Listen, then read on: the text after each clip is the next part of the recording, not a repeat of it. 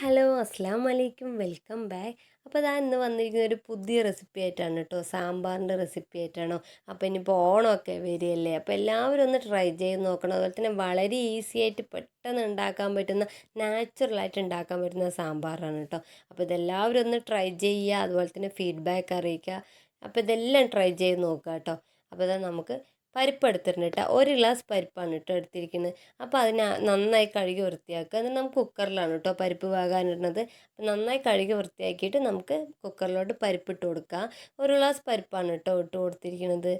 നമ്മളിതാ ചെറിയ പരിപ്പില്ലേ, അതാണ് എടുത്തിരിക്കുന്നത്. അപ്പോൾ നന്നായി കഴുകി വൃത്തിയാക്കിയിട്ട് ഇട്ട് കൊടുക്കുക. ഇനി അതിലോട്ട് നമുക്ക് 2 ഗ്ലാസ് വെള്ളം ഒഴിച്ച് കൊടുക്കുന്നുണ്ട്. നമ്മൾ പരിപ്പ് എത്രയാണോ എടുത്തിരിക്കുന്നത് അതിൻ്റെ ഡബിളായിട്ട് എടുക്കുക കേട്ടോ. അപ്പോൾ നമ്മൾ പരിപ്പ് വേകാൻ ആവശ്യമായ വെള്ളം ഒഴിച്ച് കൊടുക്കുക. ഇനി അതിലോട്ട് നമുക്ക് 2 പച്ചമുളക് ഇട്ട് കൊടുക്കുക. ഇനി 1/2 ടേബിൾ സ്പൂൺ മഞ്ഞൾപ്പൊടി ഇട്ട് കൊടുക്കുക കേട്ടോ. ഇനി നമുക്കിതൊന്ന് വിസിൽ വെക്കാം. നമ്മൾ സാമ്പാറിന് ആവശ്യമായ വെജിറ്റബിൾസ് മുരിങ്ങ, കുമ്പളങ്ങ, അതുപോലെ തന്നെ വാഴയ്ക്ക, വഴുതനങ്ങ, ഉരുളക്കിഴങ്ങ് എല്ലാം എടുത്തിട്ടുണ്ട് കേട്ടോ. ഇനി നമുക്ക് വെജിറ്റബിൾസ് ഇനിയും വേണമെങ്കിൽ ആഡ് ചെയ്യാം കേട്ടോ. ഇനി നമുക്ക് വെണ്ടയ്ക്ക എടുത്തിട്ടുണ്ട്. വെണ്ടയ്ക്ക നമുക്ക് ഒഴിച്ചു വിടാൻ പറ്റാത്തതാണല്ലോ, അപ്പോൾ അതുകൊണ്ട് വെണ്ടയ്ക്ക എടുത്തിട്ടുണ്ട്. ഇനി ഇതാ നമ്മുടെ പരിപ്പ് വെന്ത് കിട്ടിയിട്ടുണ്ട് കേട്ടോ. ഇനി അതിലോട്ട് നമുക്ക് വെജിറ്റബിൾസ് ഇട്ട് കൊടുക്കാം. അപ്പോൾ വെണ്ടയ്ക്ക് ഇത് ഇട്ട് കൊടുക്കാൻ പാടില്ല കേട്ടോ. അതൊരു ഈ വെജിറ്റബിൾസൊക്കെ ഒന്ന് വെന്തിട്ടും ഒരു വേവാകുമ്പോൾ മാത്രം വെണ്ടയ്ക്ക് ഇട്ട് കൊടുത്താൽ മതി. ഇനി നമുക്ക് ഈ പച്ചക്കറികൾക്ക് ഒന്ന് വേകാൻ വയ്ക്കാം. അപ്പോൾ ഇതാ കുറച്ച് ഉപ്പിട്ട് കൊടുത്തിട്ടുണ്ട്.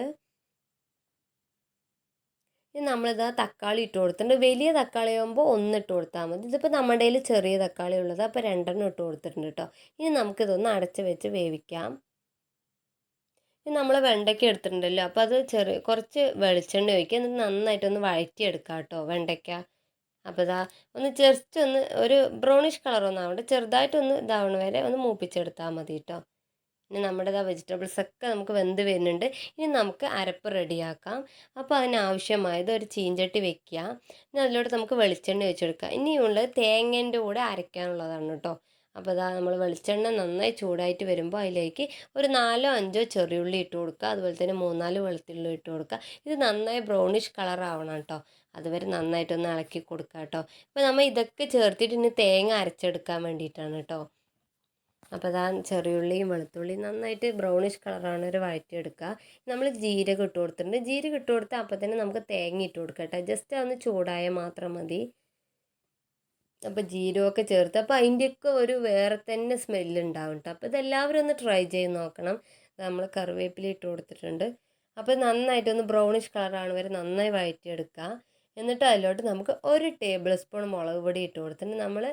ഇത് ഓൾറെഡി നമ്മൾ 2 പച്ചമുളക് അതിൽ ചേർത്തിട്ടുണ്ട്. അപ്പോൾ ഇത് 1 ടേബിൾ സ്പൂൺ മുളക് പൊടി, 2 ടേബിൾ സ്പൂൺ മല്ലിപ്പൊടി ഇട്ട് കൊടുത്തിട്ടുണ്ട്. എന്നിട്ട് നന്നായിട്ട് ബ്രൗണിഷ് കളറാണ് വരെ നന്നായിട്ട് വഴറ്റിയെടുക്കുക. ഇതൊക്കെ നമുക്ക് അരച്ചെടുക്കാനുള്ളതാണ് കേട്ടോ. നന്നായിട്ട് വഴറ്റിയെടുക്കുക. നമ്മളിതൊക്കെ അരച്ചെടുത്തിട്ടുണ്ട്. ഇനി നമ്മളിതാ ഇപ്പോൾ ഇട്ട് കൊടുക്കുന്നത് വെണ്ടയ്ക്കയാണ് കേട്ടോ. വെണ്ടയ്ക്ക നമ്മൾ വഴറ്റി വെച്ചിട്ടുണ്ടല്ലോ, അത് ഇട്ട് കൊടുക്കുക. ഇനി നമ്മളിതാ കുറച്ച് വെളിച്ചെണ്ണ ഒഴിച്ച് കൊടുക്കുക. എന്നിട്ട് അതിലേക്ക് കായ ഇട്ട് കൊടുക്കുക. കായ നമ്മൾ ഒരു തുണ്ട് കായ എടുത്താൽ മതി കേട്ടോ. ഇനി ഇതൊക്കെ ഒന്ന് നമുക്ക് അരച്ചെടുക്കാം. ഇനി ഈ അരപ്പം നമ്മൾ കറിയിലോട്ട് ഒഴിച്ച് കൊടുക്കുക. നമ്മുടെ വെജിറ്റബിൾസൊക്കെ നന്നായി വെന്ത് വന്നിട്ടുണ്ട്. ഇനി അതിലോട്ട് നമുക്ക് ആഡ് ചെയ്യാം കേട്ടോ. അപ്പോൾ നമ്മൾ ചെറിയുള്ളി, വെളുത്തുള്ളി, ജീരകം, തേങ്ങ, കറിവേപ്പില ഇതൊക്കെ ഇട്ട് നന്നായിട്ട് കായും ഇട്ടിട്ട് നന്നായി വഴറ്റിയെടുത്തിട്ടുണ്ട്. ഇനി അതിലോട്ട് നമുക്ക് നന്നായിട്ട് അരച്ച് നല്ല പേസ്റ്റ് രൂപത്തിൽ അരച്ചിട്ട് നമുക്ക് ഈ വെജിറ്റബിൾസിലോട്ട് ചേർത്ത് കൊടുക്കാം കേട്ടോ. നല്ല മണമൊക്കെ വരുന്നുണ്ട്. നല്ല കായത്തിൻ്റെയും ജീരകത്തിൻ്റെയൊക്കെ നല്ല മണം വരുന്നുണ്ട് കേട്ടോ. നല്ല മണമാണ്. അപ്പോൾ എല്ലാവരും സാമ്പാർ നല്ല ഈസി ആയിട്ട് ഉണ്ടാക്കാൻ പറ്റുന്ന ഒരു സാമ്പാറാണ് കേട്ടോ. അതുപോലെ തന്നെ നമ്മളിത് നാച്ചുറലായിട്ടാണ് ഉണ്ടാക്കുന്നത്. നമ്മളിതിൽ സാമ്പാർ പൗഡർ ഒന്നും ആഡ് ചെയ്യണില്ല. ഇതിന് നല്ല മണമുണ്ട് കേട്ടോ, കായത്തിൻ്റെയും ജീരകത്തിൻ്റെയൊക്കെ. അപ്പോൾ ഇതാ നമ്മളൊരു ചീഞ്ചട്ടി എടുത്തിട്ടുണ്ട്. ഇനി നമുക്കൊന്ന് താളിച്ചെടുക്കാം. ചീഞ്ചട്ടി എടുത്തിട്ടുണ്ട്. അതിലോട്ട് നമുക്ക് കടുകും കറിവേപ്പിലയും മാത്രമേ ഇടണുള്ളൂ കേട്ടോ താളിക്കാൻ. കടുക് ഇട്ട് കൊടുക്കുക. എണ്ണ നല്ല ചൂടായി വരുമ്പോൾ ഇതാ കടുക് ഇട്ട് കൊടുത്തിട്ടുണ്ട്. നന്നായി ഒന്ന് പൊട്ടി വരട്ടെ. ഇനി നമ്മൾ അതിലോട്ട് കറിവേപ്പില ഇട്ട് കൊടുക്കുക. അപ്പോൾ നമ്മൾ താളിച്ചെടുക്കാനാണ് കേട്ടോ. അപ്പോൾ വേറെ ഒന്നും ആഡ് ചെയ്യേണ്ട, കറിവേപ്പിലയും കടുക് മാത്രം മതി കേട്ടോ അത്. അപ്പോൾ നമുക്കിതൊന്ന് താളിച്ചെടുക്കാം. അപ്പം നമ്മൾ താളിച്ചെടുത്തിട്ടുണ്ട്. നല്ല സ്മെല്ലൊക്കെ വരുന്നുണ്ട് കേട്ടോ സാമ്പാറിൻ്റെ. നമുക്ക് കുറച്ച് മല്ലിയില ഇട്ട് കൊടുക്കുക. ഇത് ഓപ്ഷനാണ് കേട്ടോ. ഉണ്ടെങ്കിൽ ഇട്ട് കൊടുക്കുക, അല്ലെങ്കിൽ നമുക്കത് സ്കിപ്പ് ചെയ്യാം. അപ്പോൾ ഇതാ നമ്മുടെ സാമ്പാർ നന്നായി റെഡിയായി വന്നിട്ടുണ്ട്. നല്ല ടേസ്റ്റാണ് കേട്ടോ. വളരെ വേഗത്തിൽ ഉണ്ടാക്കാൻ പറ്റുന്ന ഒരു ഈസി റെസിപ്പി ആയിട്ടാണ് കേട്ടോ.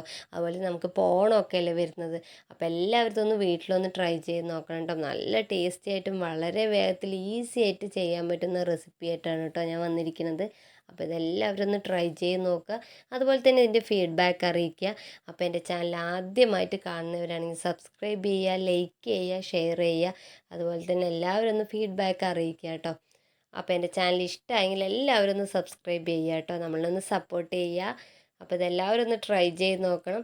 ഇൻഷാ അള്ളാ അടുത്ത വീഡിയോയിൽ കാണാം. ബായ്. അസ്സലാമു അലൈക്കും.